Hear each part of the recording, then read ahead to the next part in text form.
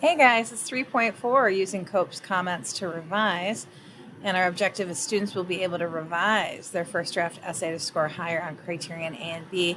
I've been talking about criterion C for the first 3 lessons. And now, well, I guess the first lesson we talked about all 4 criteria, didn't we? And then lessons 2 and 3, we talked about criterion C. Now we're going to go back to A and B. I've said this before, A and B are the most difficult. And so we need to keep coming back to them and continue to work on our skills of analyzing, evaluating, and interpreting. The question I want you to be thinking about is, how do I score higher on criterion A and criterion B during this video? The key is to revise, you guys. I know you don't want to. I know you're grumpy kitty, but it is the key. The better or the more you revise, the better your paper will be. What is the difference between a descriptive essay and a literary analysis is the first question I want you to take notes on for your Cornell notes. I'm often finding myself telling you this in my comments, that you're writing a descriptive essay and not a literary analysis. So let's dive into this a little bit deeper.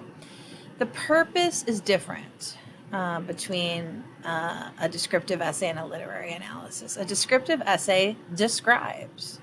A literary analysis analyzes.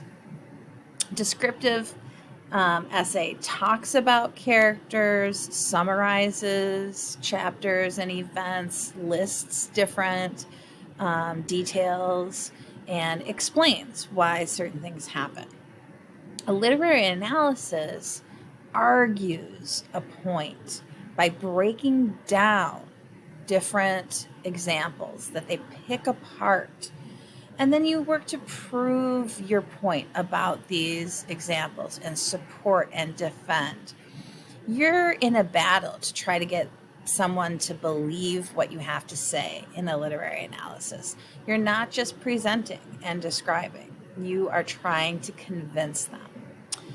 A descriptive thesis statement will make an overview, while a literary analysis thesis statement will make a debatable claim. A debatable claim is something that is an interpretive statement that needs to be argued. It is not obvious or literal, and so it has to be argued. It is not that Ward describes 5 men who died within 4 years to show her pain. That's not debatable. That is what she does. You have to go deeper than that and find something interesting that someone else could argue against, that is interpretive, that goes beyond the literal and obvious. I've said that already. Is the result of the exploration of your line of inquiry. Your line of inquiry, remember, you're coming back to over and over and trying to decide what really is interesting about this question. How does the text answer it? And you're picking apart examples and then looking for connections between them. A debatable claim is your thoughts and ideas about why the author used a particular authorial choice and what meaning you have discovered that choice to produce in the reader. It takes time to develop it. It takes reading a book, tracing an authorial choice, and going back and picking these things apart. And it's also capturing the most profound aspect of your line of inquiry. Every once in a while, you'll see my comment, how is this truly profound? So what is so interesting here that it gives you chills, that it makes you tear up? What is really moving and interesting and effective? All right, let's look at some examples of debatable claims from your colleagues. Here's the first one. In the memoir, Men We Reaped, Jesmyn Ward represents the 5 young men who die violently as individuals fighting for their own identity and rejecting the lie of what a racist society created them to be. They died because of negligence in the South toward Black men. Ward uses comparisons of upbringing and personal values to express the connection that all Black men are pulled into the same social standards. This debatable claim makes an argument that some people might say, no, I don't think that's correct. I think it's something else, right? And you can tell that the student used one of the 4 themes that we've been tracing throughout the book, specifically the one about identity, by saying fighting for their own identity and rejecting the lie. So use those themes to help you come up with your debatable claim. Here's another one. Ward uses the ghost motif to bridge the thin line between life and death together as a way to remember the people in her community who have died and to cope with the aftermath of trauma. So the effect of the ghost motif is to bridge the thin line between life and death as a way to remember people and deal with the aftermath of the trauma. I just don't know why I just reread it to you. I'm sorry. But you can see the theme coming in here, trauma. And then this is really profound, this thin line between life and death.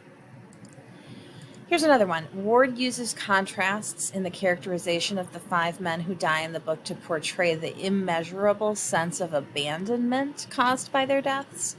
Each character embodies the antithesis of his living self when he dies, and the contrast echoes the aching abandonment left in the living.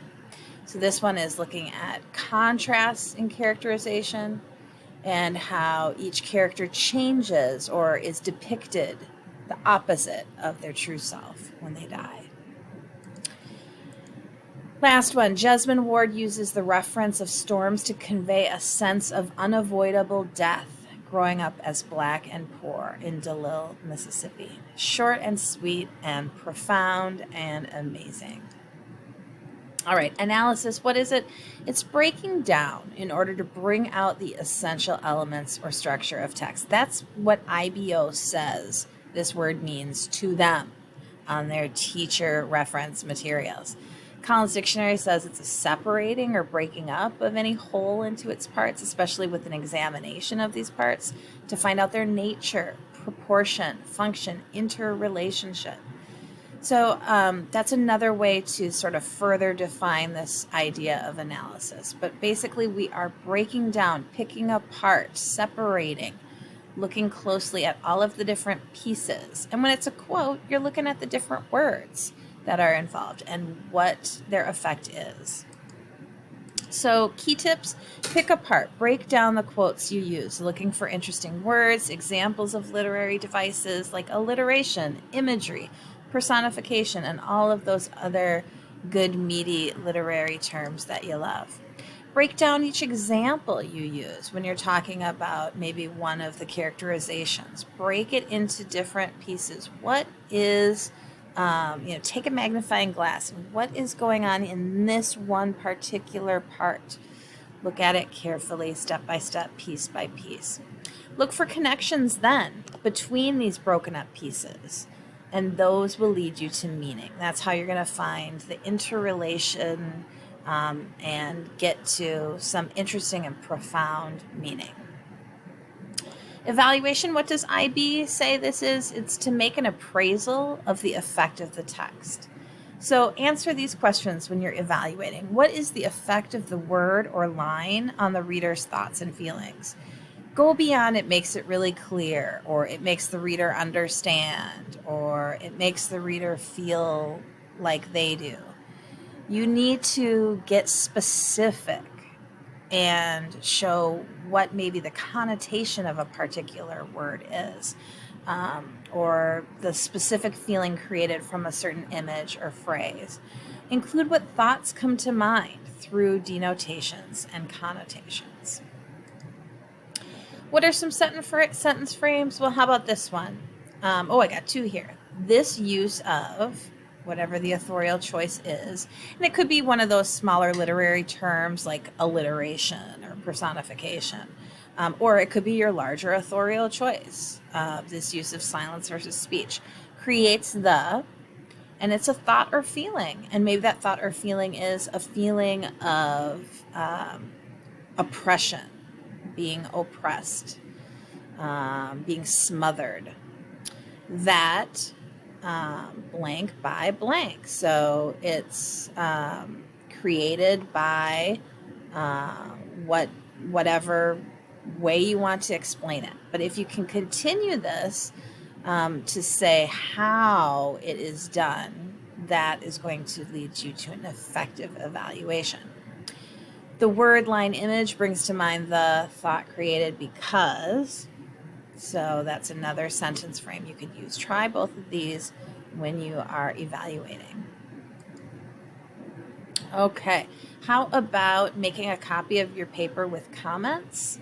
This one you guys are always asking me how to do. When you're in that document that I've made comments on, click File, and then go to Make a Copy, and then this box will pop up, and just make sure that you click Copy Comments and Suggestions right here.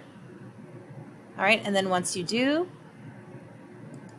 click OK. And it'll open a new document and all the comments will be in there. Okay? All right, so the best papers have been revised the most. The best way to improve writing is to be a tireless reviser.